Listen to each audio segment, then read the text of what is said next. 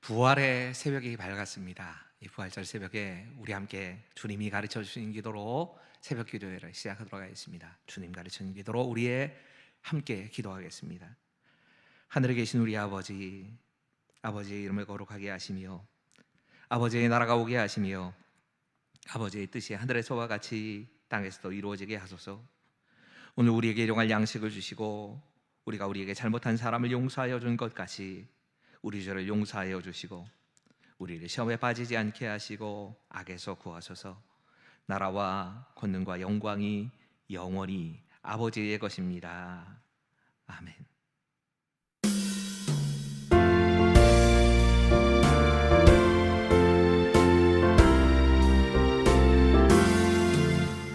할렐루야 우리 예수 부활 승천하셨네.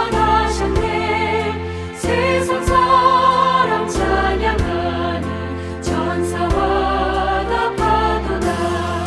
구주 예수 부활하사 사망 권세 이겼네. 구주 예수 부활하사 사망 권세 이겼네.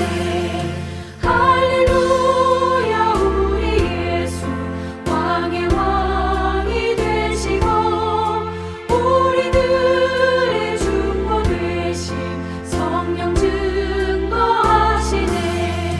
구주 예수 부활하사 처음 열매 되셨네. 구주 예수 부활하사 처음 열매 되셨네.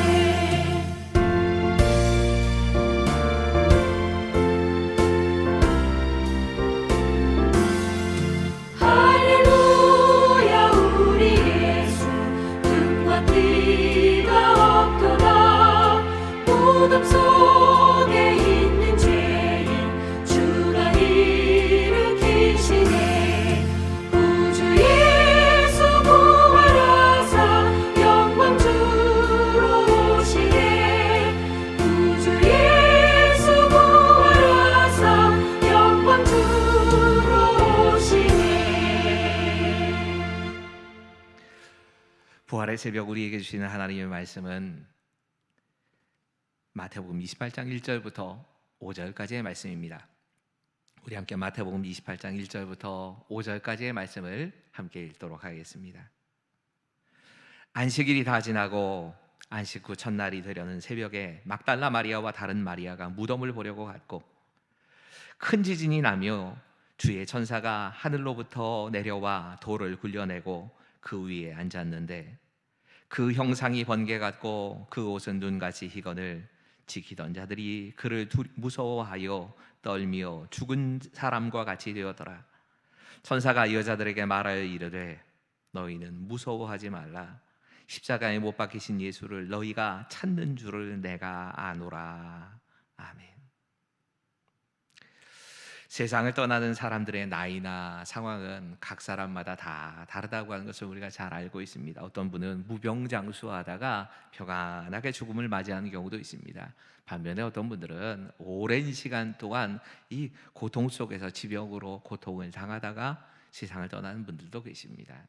어떤 사람들은 전쟁에 나갔다가 전사하기도 하고 어떤 분들은 정말 예상치 못했던 그런 어려움에 빠져서 사고로 세상을 떠나는 사람들도 많이 있습니다.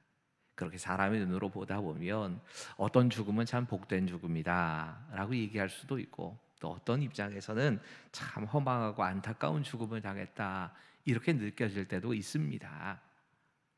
우리는 모두가 이 죽음에 대해서 나름대로 죽음은 이런 것이다 라는 생각을 가지고 삽니다. 대부분 우리 모두의 생각 안에는 죽음은 우리를 다른 많은 사람들로부터 격리시키는 것이고 살아가는 사람들과 헤어지는 것이다 라는 생각이 있습니다. 그래서 죽음을 누구나 다 조금은 안타까워하고 두려운 마음으로 대하고 있습니다. 오죽하면 우리 속담에 그런 말이 있겠습니까? 이 똥밭에서 굴러도 저승보단 이승이 낫다. 이 말은 결국은 이 땅에서 살아가는 날이 이 죽음을 맞이한 그 이후보다는 훨씬 나을 것이다 이렇게 생각을 하는 걸 겁니다. 심지어 성경에도 이런 표현이 있습니다. 전도서 9장 4절은 산 개가 죽은 사자보다 낫다 이렇게 말을 합니다. 그러니까 살아 있어야 그래도 무언가 소망이 있고 무언가를 할 수 있다라는 생각을 가지고 사는 말일 겁니다. 이처럼 우리는 죽음에 대해서 어쩔 수 없이 당하는 것이지만 죽음 이후에는 소망이 없다, 두려워하는 이런 마음을 다 가지고 삽니다. 죽음 이후에 어떤 삶이 펼쳐질까 누구나 두려워합니다. 근데 왜 두려워할까 생각을 해보면 죽음 이후에 우리가 어떤 세상이 펼쳐질지 모르기 때문에 그럽니다. 이게 두려운 겁니다. 누구도 죽음 이후를 경험해 본 사람도 없고 죽음 이후에 되돌아와서 죽음에는 이런 일이 있다라고 말해줄 수 있는 사람이 없는 겁니다. 우리가 이 죽음과 더불어서 꼭 생각해 봐야 될 메시지 하나가 있습니다. 이런 낯설음이, 죽음과 같은 우리가 전혀 당해보지 못한 이런 낯설음이 우리가 하나님을 만나는 통로가 될 수 있습니다. 오늘 본문의 말씀 4절과 5절을 우리 함께 읽겠습니다. 시작. 지키던 자들이 그를 무서워하여 떨며 죽은 사람과 같이 되었더라. 천사가 여자들에게 말하여 이르되 너희는 무서워하지 말라. 십자가에 못 박히신 예수를 너희가 찾는 줄을 내가 아노라. 예수님께서 십자가에서 죽으셨을 때 끝까지 이 십자가를 따라갔던 사람들은 예수님의 12제자가 아니었습니다. 공생에 적어도 3년이라고 하는 시간 동안 제자들을 양육하셨지만 그 제자 가운데 한 놈은 예수님을 팔아버렸고 나머지 제자들도 예수님을 온전히 따라가지 않습니다. 다 뿔뿔이 흩어져 도망쳐버리고 말았습니다. 예수님의 십자가를 끝까지 따라갔던 사람들은 예수님을 사랑하고 예수님 곁에 늘 머물던 막달라 마리아를 비롯한 여인들이었습니다. 그들은 예수님께서 십자가에서 숨을 거두시고 아리마대 요셉에 의해서 장사를 지내는 그 모든 장면에 그 곁에 있습니다. 심지어 예수님께서 무덤에 갇히신 이후에도 안식일이 되기 전까지 여인들은 예수님의 시신 곁을 지키려고 합니다. 그리고 안식일이 지나고 첫날 새벽이 밝아왔을 때 예수님의 시신에 향유라도 발라드려야겠다라고 하는 마음으로 예수님의 무덤으로 찾아온 겁니다. 그리고 그들이 부활의 첫 번째 증인이 된 겁니다. 그런데 문제는 이렇게 예수님 사랑했고 예수님의 부활의 첫 번째 증인이 된 이 여인들조차 예수님의 부활 앞에서 두려워했다는 겁니다. 오늘 본문을 계속 묵상해 보면 부활을 만난 처음 사람들의 경험은 모두가 다 두려워하고 있습니다. 먼저 이 두려움에 대해서 처음으로 반응하는 건 예수님의 무덤을 지키던 사람들이었습니다. 그들의 상황을 이렇게 기록하고 있습니다. 지키던 자들이 그를 무서워하여 떨며 죽은 사람과 같이 되었더라. 사실 이렇게 무덤을 지키던 사람들, 로마의 군인들의 입장에서는 이 부활을 경험하고 나서 두려워할 수도 있습니다. 문제는 예수님을 사랑하는 사람들, 이 부활의 증인이 되었던 이 여인들도 두려워했다는 겁니다. 이렇게 말씀합니다. 너희는 무서워하지 말라.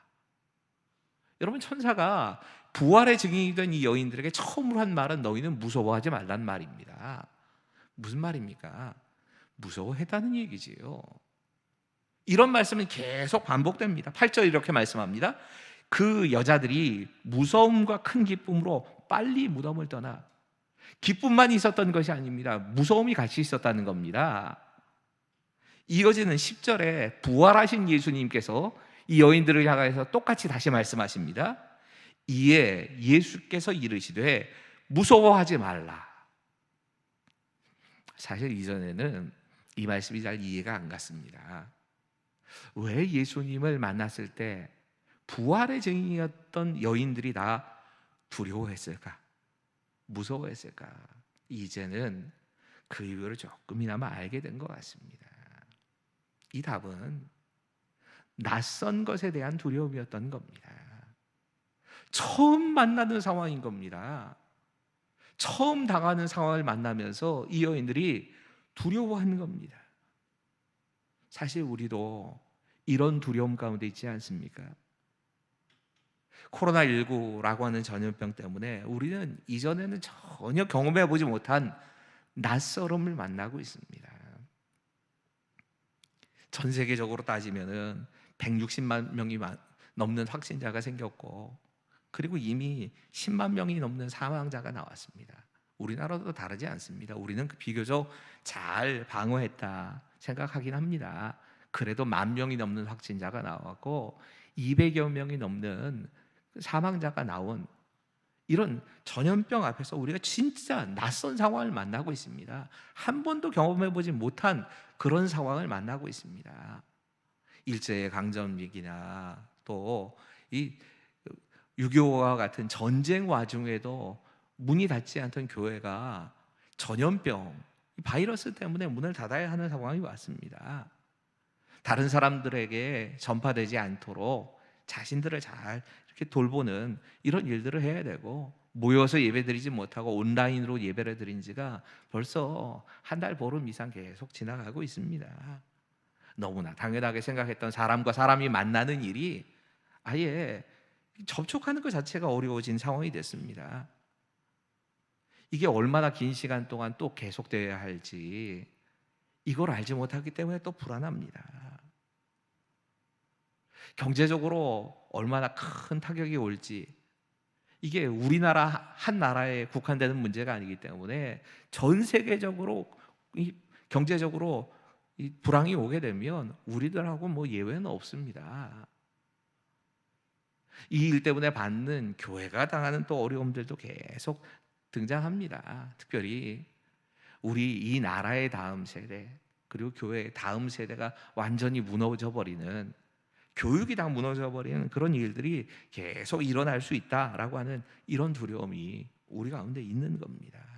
그런데 이 성경 속에서 이 낯선 것에 대한 두려움은 하나님을 만나는 것으로 이어지곤 했습니다. 우리가 이 사실을 잊어버리면 안 됩니다. 이번 주간 저도 인터넷으로 주로 이렇게 혹은 아니면 유튜브 같은 것으로 여러 목사님들의 설교를 주로 듣고 지내고 있는데, 그 가운데 소망교회 김경진 목사님, 새로 부임하신 김경진 목사님의 지난 주일의 설교를 우연히 듣게 됐습니다. 김 목사님께서 모세가 하나님과 만나는 그 장면을 이렇게 설명하시면서 그 순간이야말로 낯설음의 순간이었다라고 표현하시는 걸 들어봤습니다. 여러분, 하나님께서 모세에게 찾아오셨을 그때에 떨기나무 가운데서, 불타는 떨기나무 가운데서 모세에게 찾아오십니다. 사실 떨기나무가 너무 건조한 지역이기 때문에 이 사막에서 불이 붙는 경우는 드문 일이 아닙니다. 그럴 수 있습니다. 근데 뭐가 낯선 거냐? 그렇게 불이 붙었으면 떨기나무가 다 타서 없어져야 하는데, 그 타서 없어져야 될 떨기나무가 계속 불을 품고 있으면서도 타서 없어지질 않는 겁니다. 이게 광야 생활을 오랜 시간 동안 했던 모세에게도 낯선 것이었다는 겁니다. 그 낯설음 때문에 불타고 있는 떨기나무에 가까이로 모세가 가는 겁니다. 그때 하나님이 모세를 부르시지요. 모세야, 모세야 부르시고는 하나님이 이렇게 말씀하십니다. 이리로 가까이 오지 마라. 내가 선 것은 거룩한 땅이니 내 발에서 신을 벗어라. 그때 모세는 하나님 배우기를 두려워합니다. 두려워서 어쩔 줄 몰라 합니다. 하지만 그 자리가 곧 하나님을 만나는 자리가 되었고, 그 자리가 모세가 하나님께 부르심을 받아서 이스라엘을 구원할 지도자로 선택받는 순간이 되었던 겁니다. 여러분, 이런 일이 우리의 삶에도 찾아올 수 있습니다. 우리에게 낯설음은 두려움으로 찾아옵니다. 낯설다고 하는 그 환경과 상황이 우리를 두렵게 만듭니다. 하지만 그 두려움이 거룩함으로 이어지기만 한다면, 우리의 발에 신을 벗는 일이 벌어지기만 한다면 그 순간이 하나님을 만나는 때가 될 것입니다. 낯서다고 하는 것은 우리가 하나님을 만나는 기회이기도 합니다. 부활의 날 우리에게 주시는 두 번째의 메시지는 이것입니다. 우리 함께 읽겠습니다. 시작. 안식이 끝난 후 우리는 우리 주님의 부활을 만나게 될 것입니다. 오늘 본문 1절은 이렇게 말씀합니다.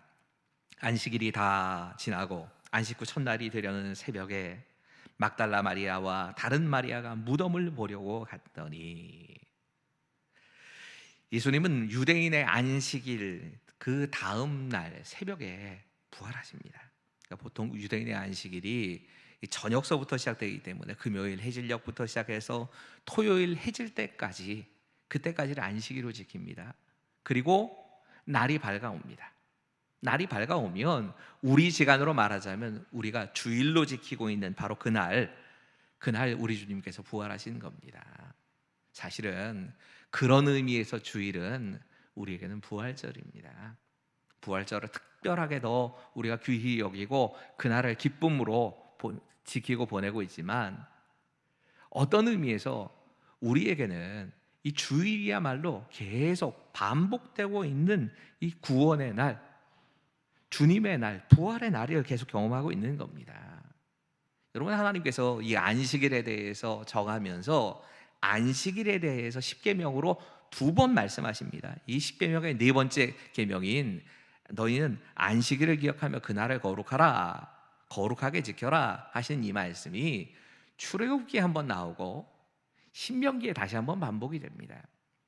출애굽기 20장에는 하나님께서 모세를 통해서 십계명을 주시면서 이렇게 말씀하십니다. 하나님께서 천지를 창조하시고 일곱째 날을 쉬셨으니 너희도 이 날에는 안식하라. 근데 한 번 더 신명기 5장에 이스라엘 백성들이 이제 가나안 땅에 정착하려고 하는 그때에 또 한 번 말씀을 주시는데, 그때는 이렇게 말씀하십니다. 너희를 애굽에서 건져내신 하나님을 위하여 안식일을 거룩하게 지켜라. 그러니까 출애굽기에서는 하나님께서 창조하셨고 창조하신 하나님께서 안식일을 거룩하게 지키라 하셨으니까 그 말씀대로 따라서 안식일을 거룩하게 지켜라 말씀하십니다. 신명기에서는 이제 구원의 은혜를 경험한 이스라엘 백성들에게 너희가 안식일을 지켜야 되는 더 중요한 이유가 있다면 구원받은 그 은혜를 생각하며 감사함으로 안식일을 지켜라, 이렇게 말씀하는 겁니다. 우리가 주일을 안식하는 날로 지키는 이유가 여기 있습니다. 우리를 창조하신 것도 너무너무 감사한 일이지만 안식일의 가장 중요한 정신은 우리를 구원하신 그분을 기념하는 날입니다. 우리 주님께서 부활하심으로 우리를 구원하신 그날을 기념해서 우리는 안식일 그 정신을 주일을 지키는 것으로 이어가는 겁니다. 원래 죄로 인해서 내가 죽어야 될 그 자리에 예수님께서 십자가를 담당하시고 죽으셨고, 그러므로 우리의 모든 죄를 사하여 주신 그 구원의 기쁜 날이기 때문에 우리는 주일을 지키는 신앙을 중요하게 생각하고, 그래서 주일을 지키는 이 믿음이 우리의 가장 신앙인의 가장 기본이 되는 첫 번째 신앙의 의무가 된 겁니다. 그런데 오늘 본문에 이 안식일을 지났다라고 하는 것을 다시 한번 우리의 상황과 함께 묵상을 하면서 다른 메시지가 있구나 하는 것을 깨달았습니다. 여러분, 우리는 지금 코로나19라고 하는 전염병 때문에 강제적으로 안식하고 있습니다. 한편으로는 두려워하면서, 한편으로는 불안해하고, 이 낯선 것 때문에 당황하면서 강제적으로 안식을 취하는 그런 시간들을 보내고 있습니다.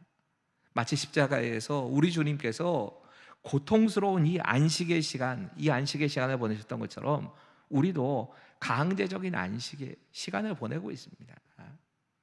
언젠가 이 말씀 준비하면서 생각이 났는데요. 이 고난주간의 새벽 기도회를 예수님께서 그날에 행하신 일 하나하나를 묵상하면서 이렇게 새벽 기도를 진행했던 기억이 납니다. 월요일에는 어떤 일을 하셨고 화요일에는 어떤 일을 하셨고 하면서 하나하나 그 날짜별로 이렇게 말씀을 준비하다가 토요일에 너무 힘들었던 기억이 있습니다. 왜냐하면 토요일은 우리 주님께서 안식하신 날입니다. 아무 일도 없습니다.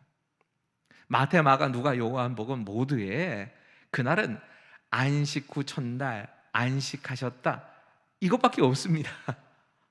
그래서 이 토요일에는 말씀을 전할 수가 없구나 하면서 참 굉장히 당황하면서 굉장히 힘들어하면서 말씀을 전했던 기억이 납니다. 여러분, 우리 주님께서 무덤에 머무신 시간이었습니다. 그 시간이 강제적으로 우리에게 주어진 겁니다. 여러분, 하지만 우리가 꼭 기억해야 될 것이 있습니다. 이 고통스러운 안식이, 불안한 안식이 끝이 아니라는 겁니다. 하나님의 끝은 안식이 아니었습니다. 하나님의 끝은 부활이었습니다. 우리가 부활하신 주님을 만날 때에 우리는 어쩌면 낯설음 때문에 두려워할 수도 있습니다. 하지만 그 낯설음이 우리를 하나님을 만나는 자리로 바꿔놓을 수 있습니다. 그 두려움이 변하여 큰 기쁨이 되는 역사가 우리에게도 일어날 수 있는 겁니다. 한 목사님께서 교인이 하도 계속 나날이 줄어가는 그런 교회를 담임하고 계셨답니다. 이런 시간이 오래 계속되다 보니까 담임 목사님이 정말 목회해야 할 의욕이나 사기가 완전히 다 꺾여버렸답니다. 근데 어느 날 주일 예배를 마치고 몇 안 되는 교인들이 다 돌아간 후에 정말 공허한 마음으로 현관의 계단에 앉아서 이렇게 거리를 멍하니 내려다보는데 그 앞에 꽃을 파는 한 할머니가 꽃을 들고 가까이 온 겁니다. 이 할머니는 나이는 좀 많이 드시고 주름살은 많았지만 표정이 목사님과 너무 다른 겁니다. 너무 밝은 표정으로 할머님께서 서 계시는 겁니다. 질문을 해봤답니다. 할머니, 무슨 좋은 일이라도 계세요? 걱정이라고는 하나도 없어 보이십니다. 할머니가 이렇게 대답을 하시더랍니다. 걱정이요? 목사님, 내 나이가 되면 평생 걱정 다 모아서 정말 트럭 한 몇백 대분 이렇게 실어도 부족할 만큼 걱정을 안고 삽니다. 목사님 좀 의외 아닙니까? 그래서 다시 질문해 봤답니다. 근데 그렇게 표정이 밝으세요? 도대체 그렇게 표정이 밝은 비결이 뭡니까? 그때 목사님이 이 할머님에게 평생 잊어버릴 수 없는 말을 듣게 됩니다. 할머님이 이렇게 대답을 하시더랍니다. 나는 괴로울 때마다 예수님처럼 사흘을 기다립니다. 예수님께서 십자가에 돌아가신 후에 무덤 속에서 사흘 기다리셨잖아요. 그 사흘은 기다리는 시간일 뿐이에요. 그렇게 생각하면 괴로울 게 없지요. 이 할머님이 한 말을 목사님이 이해하셨답니다. 그리고 영적 침체에서 벗어나게 되는 기간이 되었답니다. 여러분, 때로는 우리에게는 이 기다림의 안식의 시간이 주어질 때가 있습니다. 이것이 고통스러운 침묵의 시간일 수도 있습니다. 우리도 그럴 수 있습니다. 하지만 우리 주님께서 다시 만나 주시는 시간으로 부활과 함께 그 모든 것이 바뀔 수 있습니다. 오늘 이 안식일의 끝에 찾아오신 부활의 주님이 우리를 다시 한번 만나 주시기를 위해서 좀 기도합시다. 부활의 새벽에 낯선 이 상황 속에서 우리를 찾아와 만나 주시는 그 하나님을 우리도 다시 한번 만나게 되는 그런 기회가 되게 해달라고 우리 함께 기도합시다.